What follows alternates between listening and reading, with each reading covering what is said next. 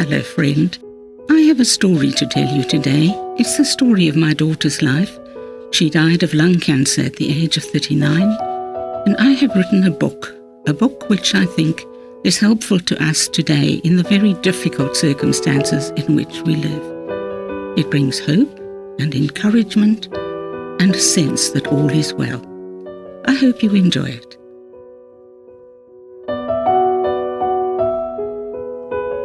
Episode 8.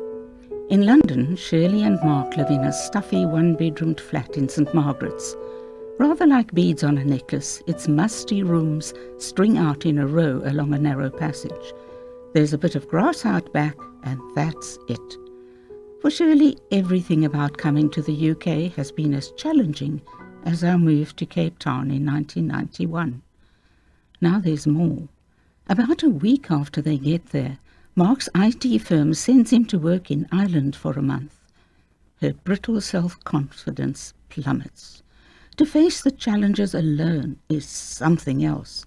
She's the abandoned, frightened little girl, alone in the playground all over again, this time with a mountain of boxes to unpack. Some days she doesn't hear from Mark. That spells total disaster. No one understands quite how terrible this is for her, or why. Mark certainly doesn't get it. All he knows is that this is a great opportunity. The months slip by, full of ups and downs. At the end of their first year in London, Brian and I visit Mark and Shirley for Christmas. The dark skies make the fairy lights on the little Christmas trees in the windows a delight. Fresh green and holly garlands on the doors give the faintest aroma to the chill night air, and the cold makes our cheeks glow pink. 2 days before Christmas, Shirley presents me with a chocolate birthday cake for breakfast. We grin to see the cat's face decorating it. That evening we all catch the train to see, you guessed it, cats. When Shirls and Mark come home from work, they pour a glass of wine. Then they cook together.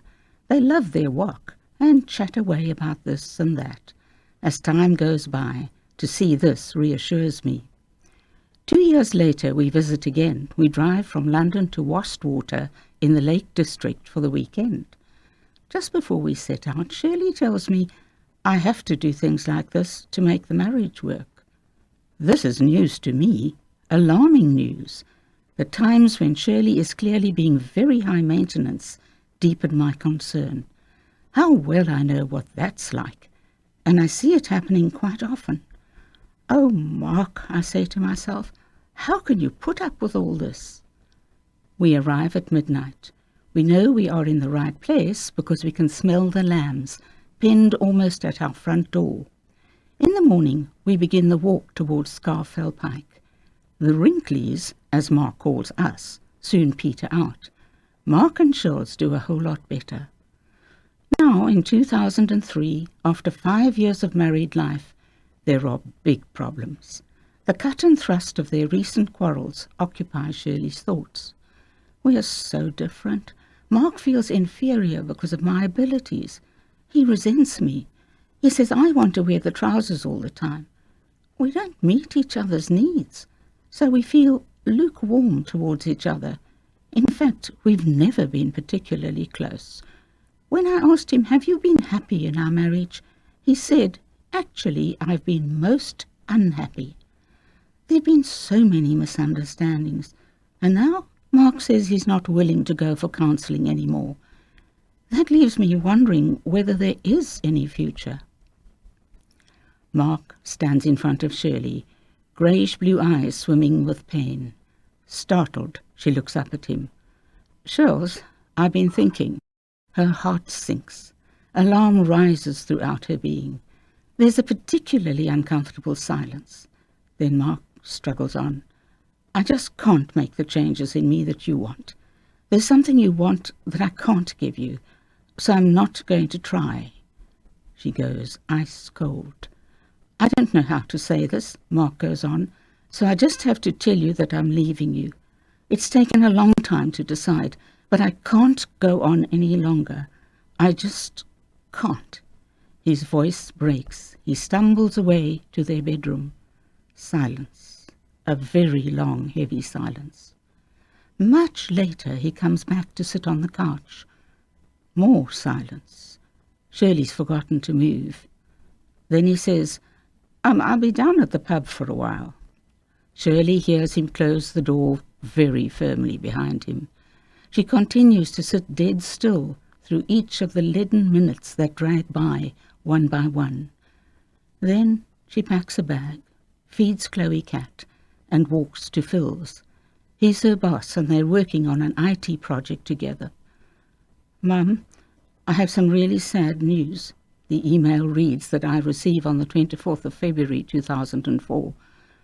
I haven't been able to face telling you this before now, as I know how upset you're going to be. Even now I can't face phoning you, as I know I will break down completely. The thing is, Mark broke up with me on Thursday night. He says that in his heart he doesn't believe he can love me the way he should, and that we're not right for each other. I have cried a great deal.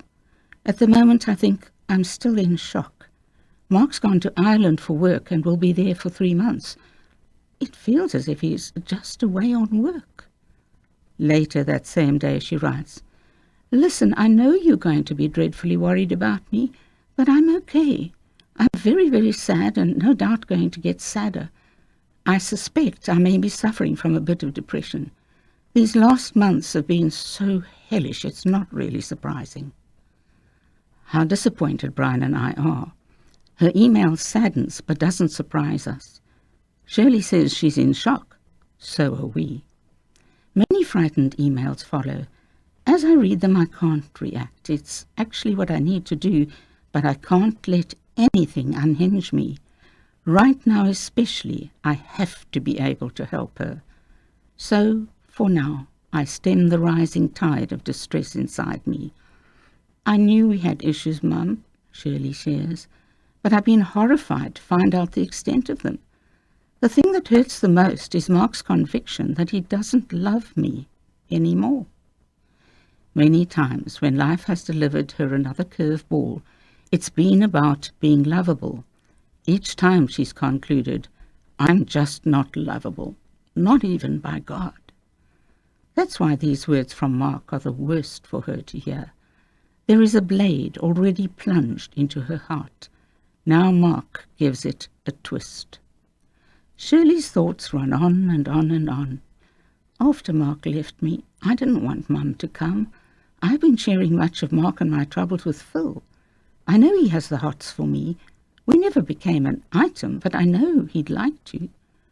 I know Mum desperately wants to come. I don't want her to see Phil and me together. And actually, where is she going to stay? Mum accepts my decision without saying anything. A very big thing for her. She reminds me, gently and sympathetically, you have to make your own way through all of this. So, hard as it is, she stays away. Mark's rejection pressures the cracks in Shirley's self-image. Her thoughts become increasingly negative. I feel crushed by an overwhelming sense of loss and a tremendous feeling of failure. Surely I did something dreadful to cause my husband to leave me after more than 5 years. I'm really scared of being lonely. I don't know what to do. I'm not sure I can cope with the consequences of more mistakes. It feels as if all the things I've really cared about in my life have come to absolutely nothing. Life's just one huge disappointment after the next. Deep despair threatens to overwhelm her. I drink a lot and cry a great deal. I know God keeps our tears in a bottle. Well, the bottle he has for me right now must be the size of a wine vat. A dozen things threaten all at once. Her emotions contradict, jostle for attention. This is deep emotional suffering. A month after Mark left me, I was utterly alone on my birthday, with not even one phone call from a friend. I decided never to do birthdays ever again. What am I to do? Where am I to go? I'm dawdling around all alone in the playground all over again. Phil says Shirley can have the couch in the office. My heart aches that she doesn't have a home of her own. or any of her things which are packed in boxes. Throughout the year, Shirley wrestles through round after round of torment. We talk about it all, especially her perspective on life. Her steady belief over the years that she's a loser kicks in big time. I try to help her make sense of it all, to help her make choices. Patiently, I stay with her as her pain unfolds. All the nattering between us is very real. That makes it sweet and precious. Many, many emails connect us. She shares much as she used to a very long time ago, and is open, honest, and loving. How precious, how thankful I am. We connect with an intimacy of a special kind. I rediscover her inner beauty, integrity, and loveliness. I make my messages as warm and loving as I can. It's always hard work to encourage her, but right now it's the very hardest. Behind all this is my nagging fear that she could easily crack up completely. She also confides to her trusted diary. Been wrestling with questions about worth. Question 1. If one is not loved and accepted by others, does one still have worth? Question. Even if one is loved and accepted by others, but doesn't experience that, how does one feel worthy? Why do I not have the love and acceptance of others I long for? Easy answer, I am not worthy. The divorce is horrid, absolutely impersonal and online no less. Shirley comes out to South Africa in January 2005. We go to a lawyer's office in Wynberg. She signs some documents, and it's done. I can't believe it. Nearly 6 years of marriage and poof, it's all over. I am aghast that it's all so heartless, almost inhuman. As we drive up to Rhodes Memorial for a Thai chicken lunch, I feel sick, and Shirley says nothing. I actually don't have anything to say either. I feel that I mustn't intrude, but give her as much space to work through this as she needs. To be very still is the gentle and kind thing to do. In 2 days' time, she's on a plane back to the UK. She is still too wounded to indulge in words. Actually, I can't share either. She's on her own in her pain, and I am on my own in mine.